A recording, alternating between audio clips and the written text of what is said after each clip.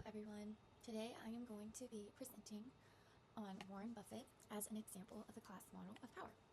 Today I'm going to explore how Buffett's life reflects economic inequality in American society, drawing on a textbook and a 2025 New York Times article that was recently released on Buffett's news of stepping down from Berkshire Hathaway as the CEO.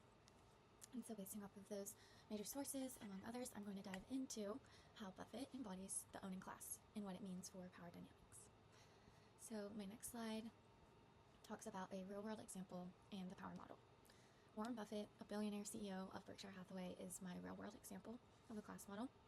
The class model, according to the textbook, defines power through wealth and resource ownership, splitting society into the working class who labors and the owning class who controls capital.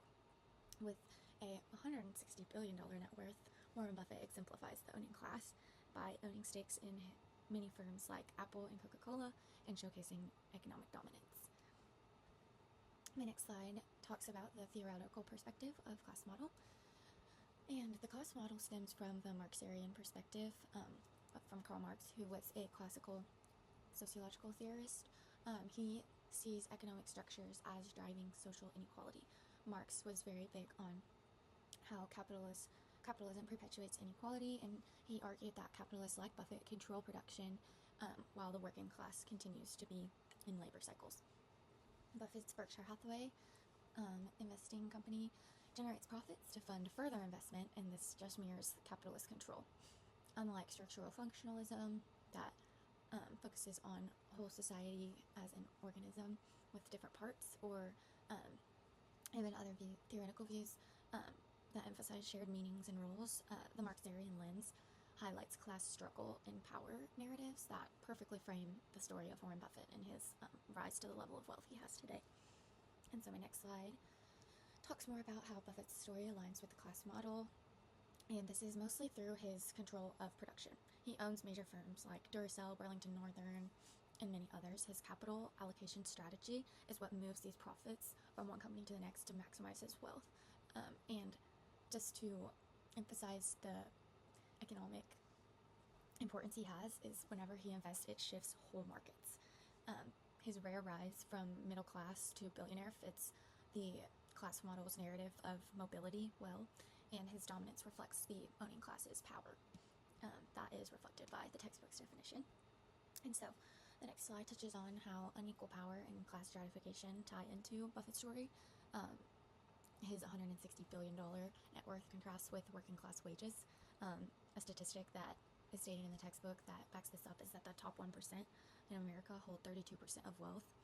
And his market moves, like stock price surges and policy influences like the Buffett rule, show power disparities. Systemic barriers limit working class mobility and can reinforce stratification. Buffett's scale of Berkshire Hathaway overshadows small investors, and his rules of thumb and like the Buffett rule on investing has become the new norm. And so there are positive and negative consequences that come from this sheer amount of wealth, and Buffett's unequal power has its pros and its cons. And so positively, his investments like saving unsteady companies like Goldman Sachs in 2008 when the market was unstable created lots of jobs, and he also has created a philanthropy called the Giving Pledge. This just redistributes his wealth, and negatively, his unequal power widens the wealth gap and limits mobility, like the class model states, but his power is maintained through tax advantage structures and elite networks that are common among some of these powerful people that ensure that the owning class keeps their dominance. And that is highlighted in the New York Times article. And so the next slide touches on Buffett's roles, positions, and status. His role as CEO and his cultural role as the Oracle of Omaha grants him this high status, especially in American culture, where being self-made is so valued.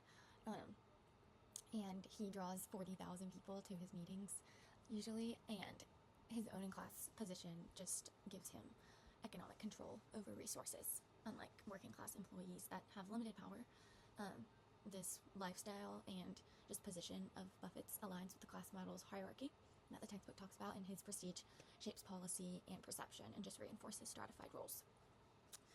The next slide touches on where is Buffett today, and that is where the inspiration of this story came in. He recently announced in May of 2025 the news that he will step down as Berkshire Hathaway CEO by January 2026, and he has named a successor, but he will remain chairman, retaining his $160 billion stake in the company.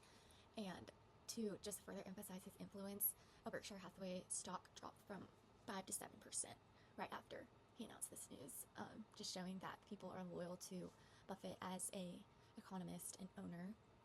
And his continued philanthropy through the Giving Pledge will sustain his owning class status and just reinforce the class model's focus on wealth and how that aligns with his life. And so, with the class model, there is limitations and drawbacks of its explanation, and it tends to overemphasize economics. It can miss things like Buffett's cultural role as the Oracle of Omaha, like I touched on, and just the cultural significance that he has of being a capitalistic self-made man. He has parts about his life that contradict each other, like his tax avoiding structure contradicts with his tax advocacy. He's very transparent that to the point that he has said he gets taxed less than his assistant does.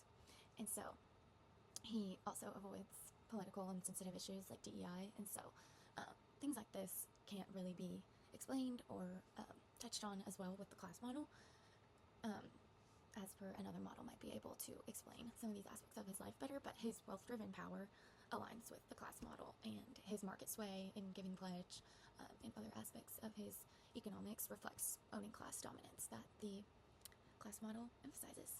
And so in conclusion, Warren Buffett embodies the class model, which is rooted in Marxian classical theory, and his $160 billion net worth gives him ownership, and he exemplifies the owning class in class model, and his story highlights social stratification and unequal power, and he also just has a rare case of mobility that the class model also touches on. His role and status in America just reinforces economic divides with lasting influence he will hold post-retirement. As the article and the textbook have all showed, Buffett's legacy underscores the owning class's dominance in American capitalism that Buffett's life and legacy are sure to show even in the future when he steps down.